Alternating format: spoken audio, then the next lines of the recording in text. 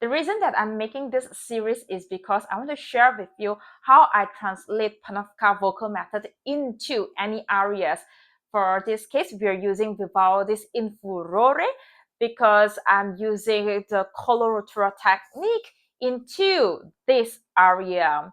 And I'm also going to share with you how I improvise the da capo section, where the resources that I read to do the ornamentation for Baroque pieces, and also how I made decisions based on the music analysis I did beginning for the first 20 bars that I started with. Today we're going to look into Vivaldi's In Furore Justissime Ire.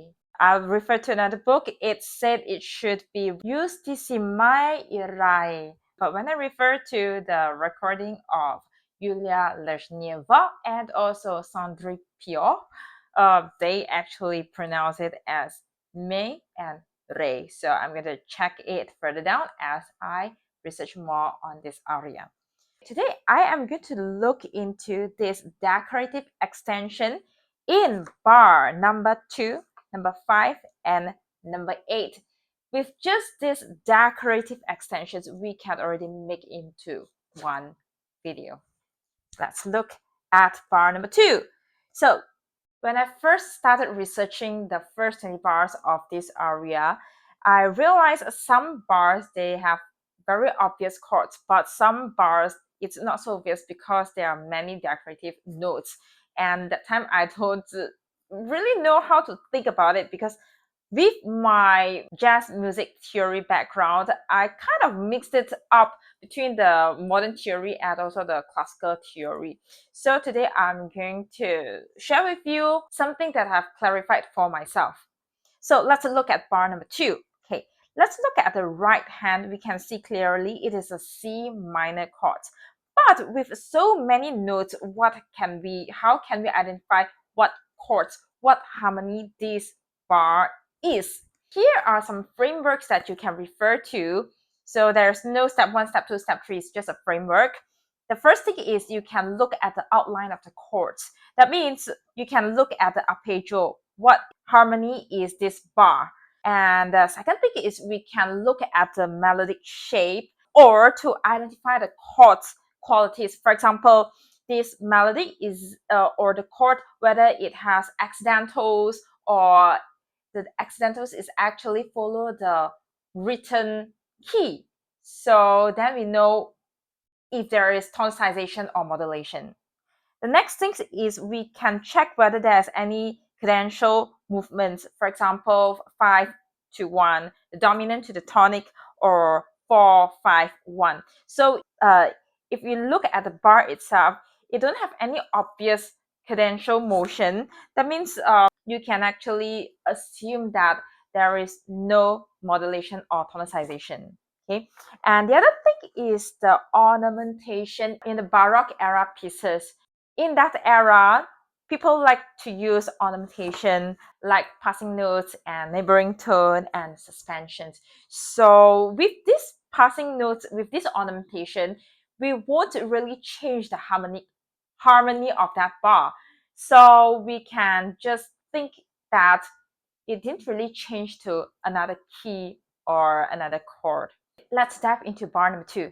First, let's look at the chord on the right hand. So there is a C minor chord, C, E flat, G, and another C. So then we have the running passages from C to B flat, A flat, G, F, E flat, and D. Now, let's follow the framework that I just shared with you. The first thing is we want to identify the outline of the chord. So, of course, there's a C, E flat, G, and then we also have G, B flat, D. And now we know these are the two chords that might be overlapping each other.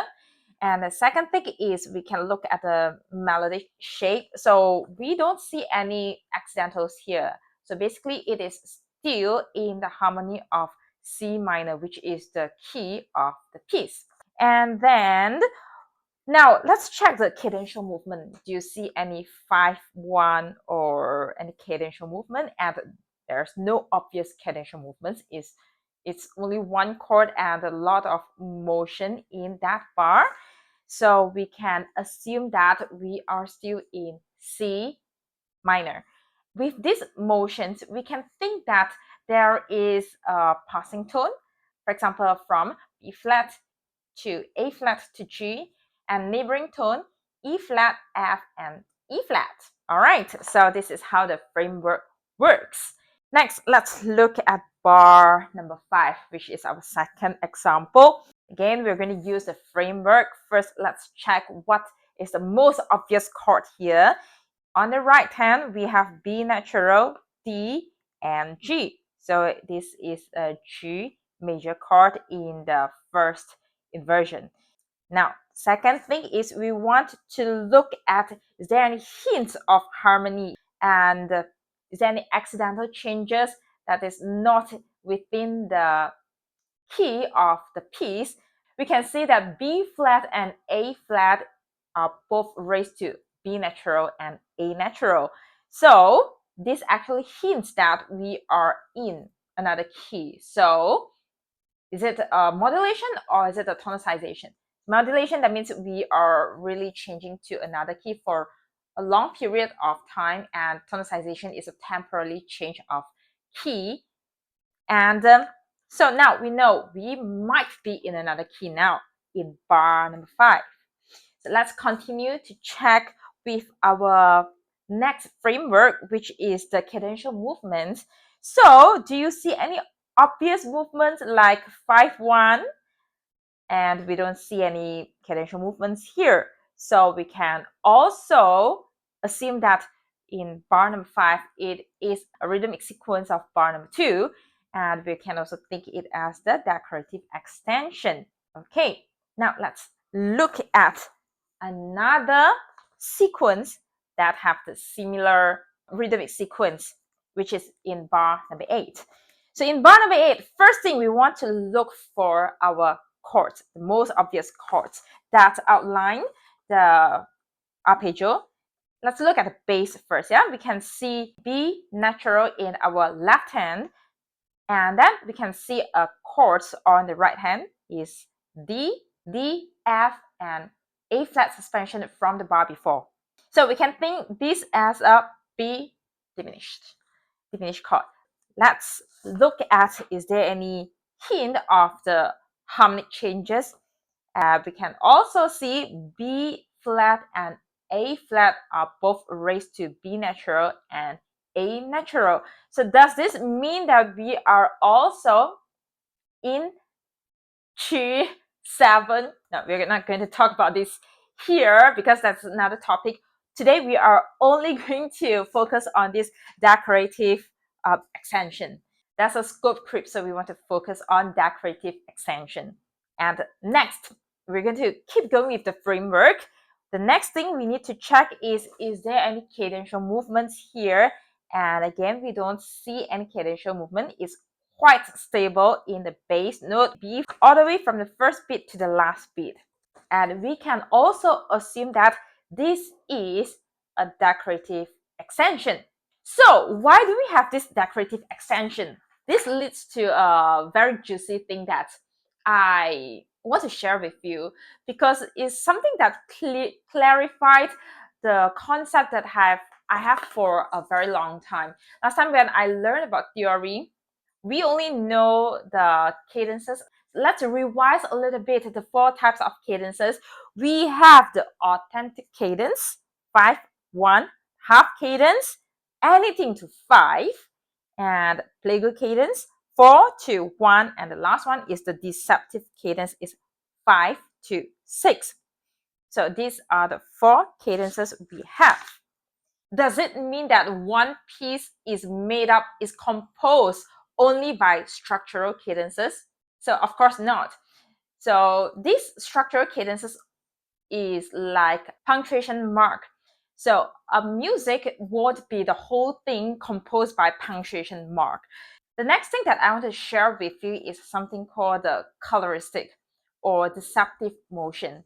And let's look at bar number 8 and going into bar number 9. in bar number 8, we can see it is a B diminished chord with B natural, D, and F. And following is G minor. We have G, B flat, and D. This type of progression is not any structural harmonic function. And so what is it? Okay, this is a very good question. So between B diminished and G minor, we share the same note, which is the note D, and we transition smoothly from B natural to B flat. This is kind of softening from B diminished into G minor. So we call this coloristic.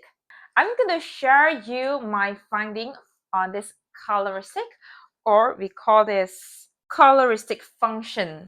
Let me read this for you what coloristic function is. A coloristic chord is a chord neat for its sound and effect rather than its function. It does not necessarily lead to a predictable resolution, but instead enhances the mood or character of the passage. And the next thing that I will share with you is deceptive motion. A deceptive motion occurs when a dominant chord, 5 or 5/7, does not resolve to the expected tonic, for example, 1 or the small 1, but instead moves somewhere expected. This creates a feeling of surprise or delayed resolution. Let's wrap up today's video. We went through the framework of what is this running passages considered, and then secondly, we look into the example of these decorative extensions, and then we also revise about the 4 types of cadences and the function of the cadences. It is like the punctuation mark. And lastly, we look into the idea of coloristic function and also deceptive motions. To wrap up today's video, a composition is not just made up of this punctuation mark, which are the 4 types of cadences, but also coloristic functions and also the deceptive motions. If you are interested to get more insights and tips, please join the private Facebook group, Panovka Vocal Method Expressive Singing Challenge. I'm recording this during Chinese New Year, that's why I'm enraged. Can you hear the firecracker? I'll see you in the next video.